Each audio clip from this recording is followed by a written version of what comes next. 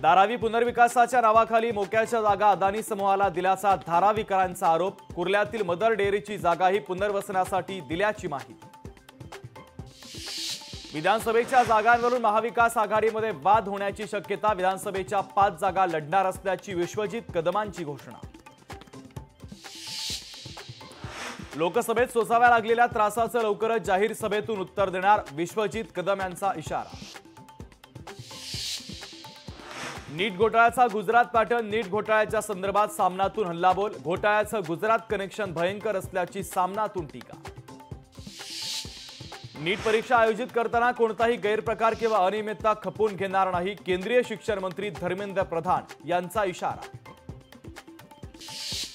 शालेय विद्यार्थ्यांना लवकरच एक समान गणवेश, शालेय शिक्षण विभागाचं स्पष्टीकरण। महाविकास आघाडीची आज दुपारी एक महत्त्वाची पत्रकार परिषद। आगामी विधानसभेच्या पार्श्वभूमीवर महत्त्वाची घोषणा होण्याची शक्यता। भाजप अपप्रचाराला जनसंवादातून उत्तर देणार। राज्य भाजपच्या उच्चस्तरीय बैठकीत निर्णय। विरोधकांनी केलेला अपप्रचार जनतेत जाऊन खोडून काढणार। ओबीसी आरक्षण बचावासाठी लक्ष्मण हाकेंचं आंदोलन। आंदोलनाचा 3रा दिवस असून वडीगोद्री येथे उपोषणाला सुरुवात। बोगस खते बियाणे विक्री होता कामा नये। जालन्यात सरकारी अधिकाऱ्यांना लोणीकरांनी चांगलंच खडसावलं। नीटचे खटले सर्वोच्च न्यायालयामध्ये हस्तांतरित करण्याचे निर्देश। सर्व पक्षकारांना सर्वोच्च न्यायालयाने पाठवली नोटीस। याचिकेवर 9 जुलैला होणार सुनावणी।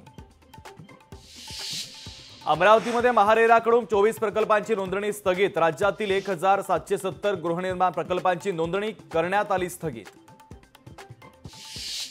छत्रपती संभाजीनगरमध्ये महापालिकेच्या 40 आरोग्य केंद्रांपैकी 39 केंद्रात अग्निशमन यंत्रणेचा अभाव। अग्निशमनच्या फायर ऑडिटमध्ये धक्कादायक प्रकार उघड। सिल्लोड तालुक्यातील निल्लोड परिसरामध्ये महामार्गावर खड्ड्यांचं साम्राज्य। वाहनधारकांना प्रवास करताना करावी लागते मोठी कसरत। नाशिकमध्ये स्वाईन फ्लूचं थैमान। बळींची संख्या 9 वर। आरोग्य विभागाकडून सतर्कतेचा इशारा। काळजी घेण्याचं प्रशासनाकडून आवाहन। भाज्यांच्या दरामध्ये 5 ते 6 रुपयांची वाढ। आठवड्यापासून बाजारामध्ये भाज्यांची आवक घटली। कोबी, काकडी, कोथिंबीर महागली।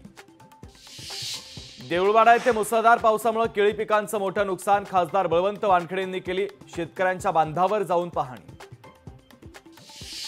जळगाव जिल्ह्यात 15 दिवसांपासून वादळी वाऱ्यासह पाऊस। वादळी पावसानं केळी बागा झाल्या उद्ध्वस्त। कृषी विभागाच्या वतीनं पंचनामे करण्याचं काम युद्धपातळीवर। जालन्यात पावसाची जोरदार हजेरी। पावसामुळे पेरणी झालेल्या शेतकऱ्यांना मोठा दिलासा। देशाप्रमाणेच परदेशात देखील मोठ्या उत्साहात शिवराज्याभिषेक सोहळा साजरा। अल्मेरे महाराष्ट्र मंडळाच्या वतीनं सोहळ्याचं आयोजन। लोकशाही मराठी ऐका, पहा, जागरूक रहा।